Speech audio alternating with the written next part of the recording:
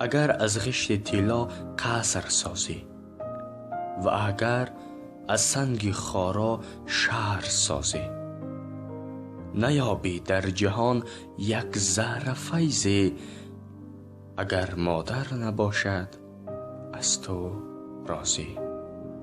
اگر 100 روزه و ایمان داری، اگر چون صله شاهان داری، قبولش نیست حج اکبر تو اگر مادر نباشد از تو راضی. اگر تو در زمانت شاه باشی و یا که همچون مثل ماه باشی، نیابی حرمت در بین مردم اگر مادر نباشد از تو راضی. نیابی حرمت در بین مردم اگر مادر نباشد از تو راضی.